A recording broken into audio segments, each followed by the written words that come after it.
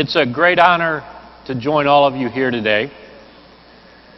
The IT industry is clearly helping shape Korea's culture, society, its business, and daily life.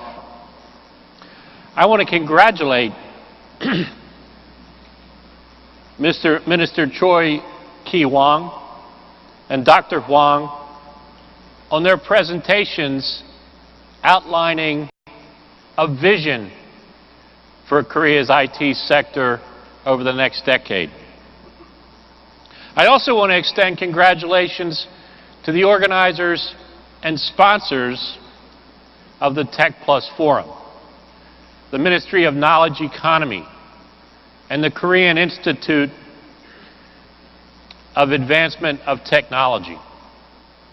The eyes of the world are on Korea as the host of the G20 conference and as the host of the G20 Business Summit. Let's recognize the contributions of IT, of information technology, to Korea's future, frankly, to the world's future economic development and growth prospects. It's a great pleasure for me and for HP to be part of this path-breaking conference and to witness firsthand the many, many impressive achievements here in Korea.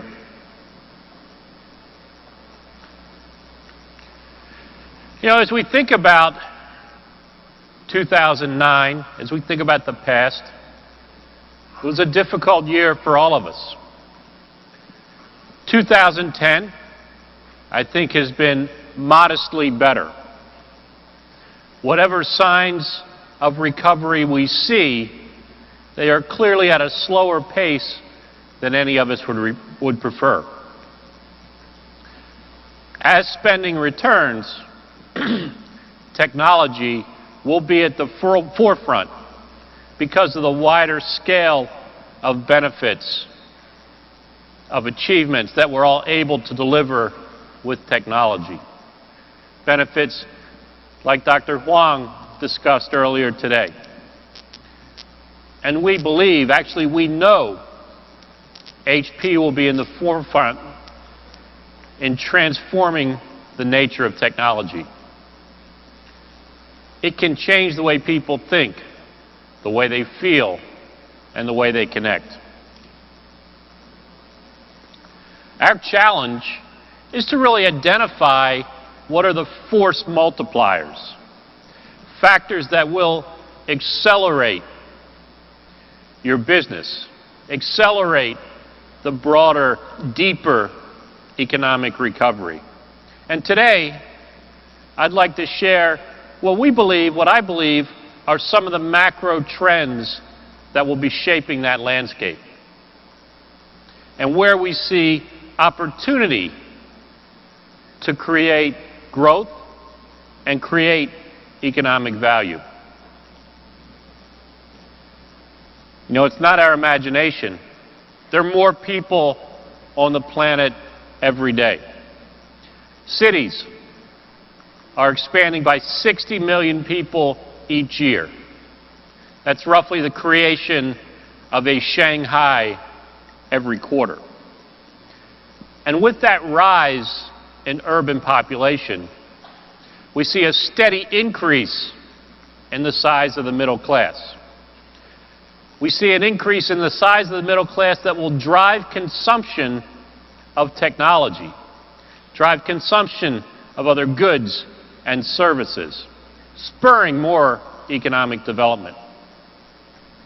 You know, last year, The Economist declared that half the world's population belongs to the middle class.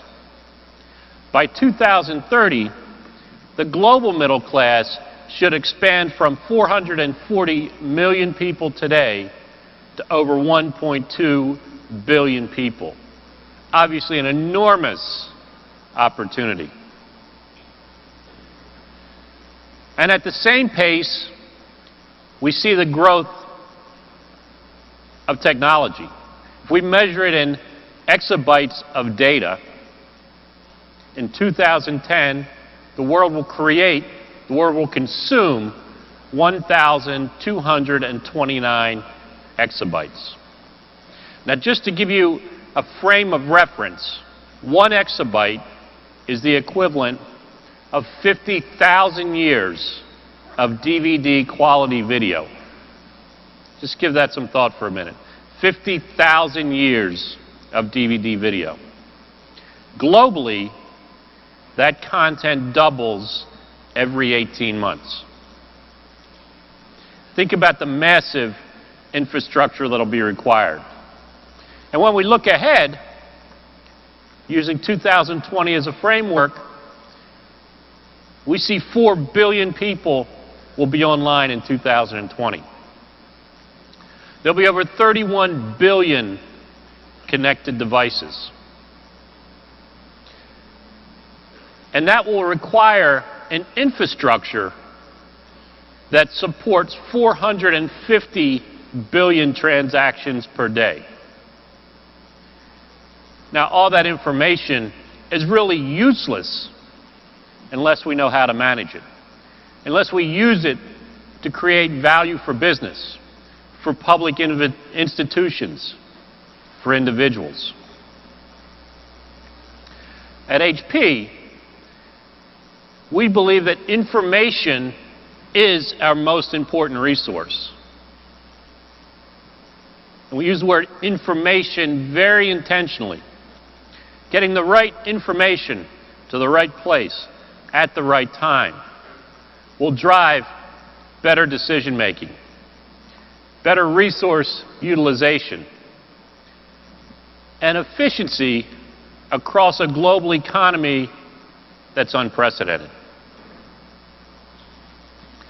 The challenge that that many of us face is that the information that we're trying to get, the information that we need, the information that we want, are locked into technologies that are not optimized to work together.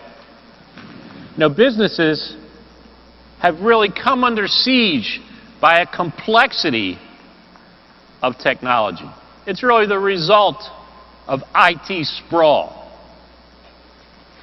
Resources are really tangled up in legacy applications, in architectural silos that often require very dedicated infrastructures to support.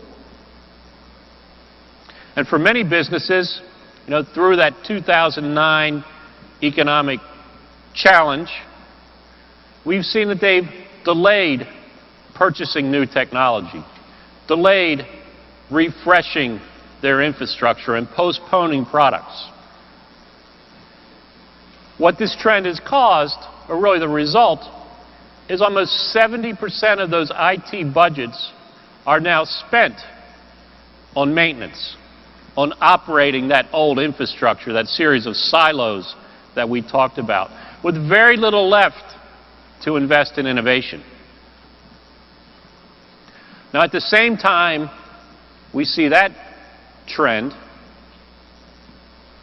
we see an explosion of digital content and services coming to consumers and small businesses as more and more people access more and more content from their mobile devices.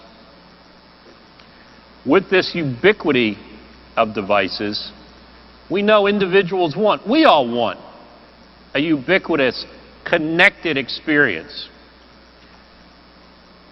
We want to reach whoever we want, with whatever data we want, whenever we want, whatever game, whatever music, whatever video you want, you desire, and you want it right now.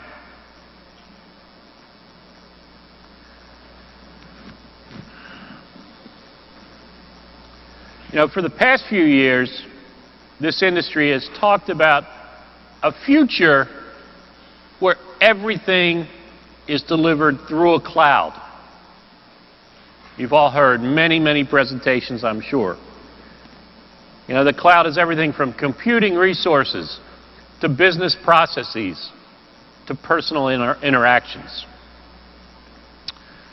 And with advanced infrastructures, such as we see here in Korea, with modern mobile operating systems and the ability to deliver computing resources at an unprecedented scale, all the pieces are in place now to bring this vision to life.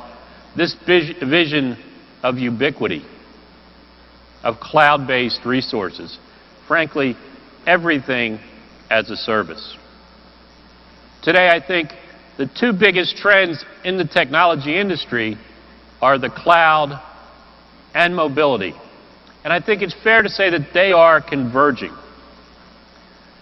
The platform that they're combining, that they're creating, will give more people to more access to more information than ever before.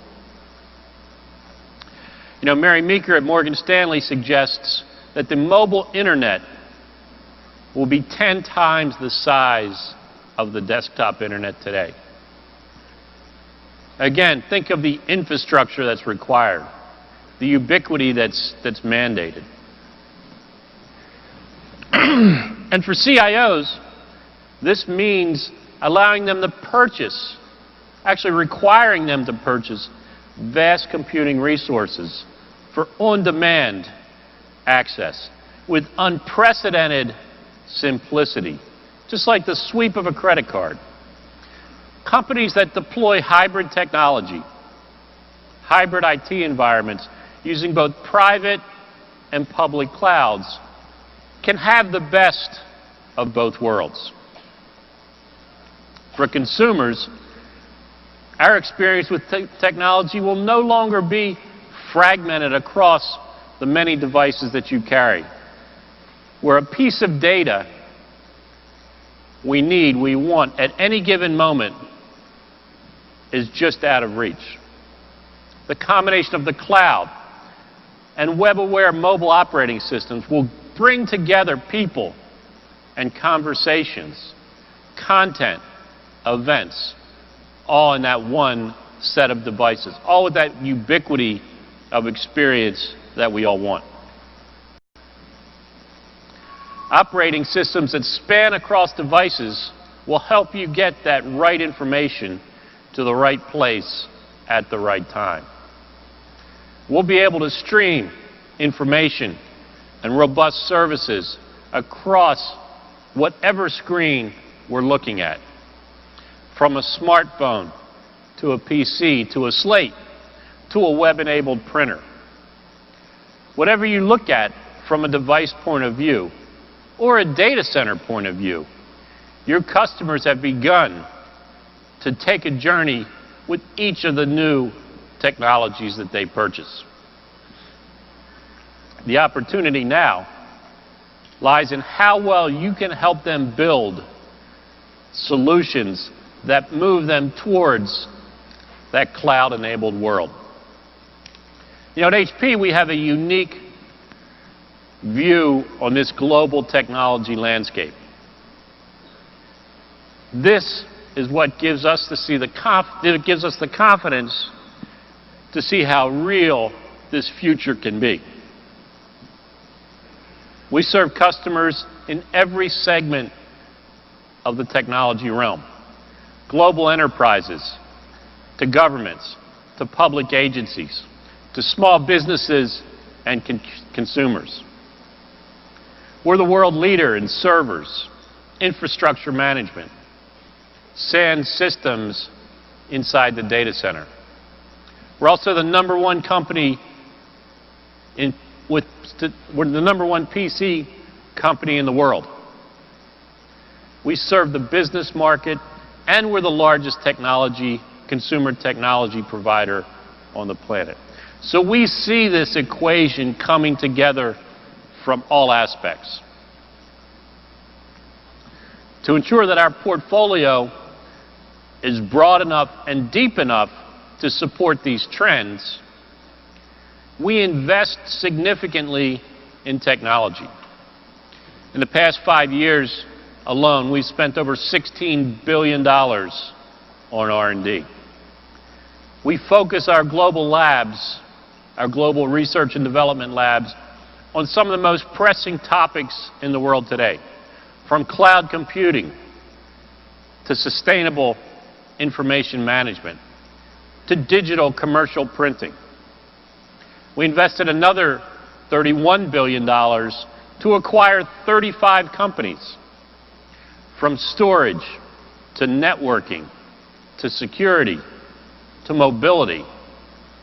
Our merger and acquisition work complements, accelerates, and brings to market many of those technologies that we're developing in our labs, merging them together to create enormous value. You know, one of my favorite quotes is a line from Thomas Edison. Vision without execution is a hallucination. And we execute on a global scale. We deliver products efficiently anywhere in the world. In the last 60 seconds, we shipped 4 servers. We shipped 120 PCs, 2 every second. Another 120 printers, 2 every second. That scale allows us to reach out to customers, to co-innovate with them. And we work together on very specific problems to develop real-world solutions. With this proof of concept, we can commercialize the solution knowing it meets both the specific customer requirements as well as real-world broad needs. And it lets customers take advantage and us bring to market some of the most advanced technology that we've developed.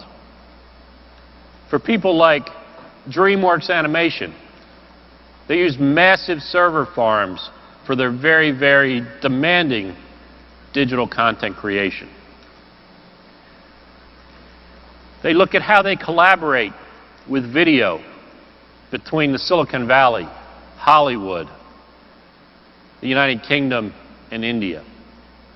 And we invented display technology and commercialized it, not just for DreamWorks, but because of their need, with the most consistent, broadest array of color imaginable, the highest visual fidelity on the planet. Working with St. Olav's Hospital in Norway, we architected and deployed the digital hospital, very much the vision of healthcare that was referred to earlier. And it's now a blueprint for other healthcare providers around the world to efficiently deliver healthcare services to that mass population that needs it. And this list goes on and on, from cloud-based education solutions that we pioneered with UNESCO in Africa to important work we've accomplished for customers here in Korea. SK Telecom, an early adopter in launching one of Korea's first public cloud services, built on HP's converged infrastructure. Together, we're providing on-demand, real-time IT infrastructure. We're providing that network service to business customers to improve productivity, to reduce their overall fixed cost, and to meet their customers' needs. We also work closely with CARIS, the Ministry of Education for Science and Technology. Their mission was very much to create a more creative, collaborative IT literacy for the Korean education system. Together, we're digitalizing education material, giving students open access to the information they need whenever and wherever they need it. Together, we're giving the students the advantages of connected mobility that I've spoken about this morning, supplying 16,000 tablet PCs that serve as digital textbooks and transform that learning experience in very rural schools. Co-innovation really creates better products. It informs our approach to very key verticals. It improves our ability to provide value over time to all of our customers and partners. You know, as we look forward in 2013, we project that the total available market for our products and services will be $1.6 trillion. $1.6 trillion. By any stretch of the imagination, that's a very interesting, very compelling opportunity. And as we think about it, the refresh cycle that we're in is the opportunity to take the necessary steps to shift our approach from simply deploying hardware and software to a path that harnesses information. Our portfolio has never been as broad and deep as it is today. Interbrand just released their list of the top 200 global brands. And HP rose to the position of 10, ahead of brands like Mercedes-Benz, Nike, Cisco, Xerox, Dell. Our opportunity in terms of available market has never been larger than it is today. Our relationships with our customers and partners has never been more important and more integral to our mutual success. When we think about it, technology plus innovation is that force multiplier. It helps our customers, that wide array of customers, do more, produce more, and live richer lives. Another essential force multiplier is relationships, complementing what your partners do best. That's part of our DNA, part of the way HP thinks, works, goes to market. And we want to thank all of you that are here today that have committed yourselves to living with a relationship with HP. We invest billions of dollars each year to generate demand together, to expand our collective coverage of the market, to deliver exceptional experiences for our customers. So, as we look ahead, let me suggest just one more force multiplier. Now retired four-star general and former Secretary of State, U.S. Secretary of State Colin Powell once famously said, "Perpetual optimism is a force multiplier." With the eyes of the world on Korea as it hosts the G20 summit, now is the time to consider the contributions that ICT can have on Korea's economic future, Korea's economic development, and our growth perspectives. Bring that optimism to your planning, to your innovation, to your partnerships. Thank you very much.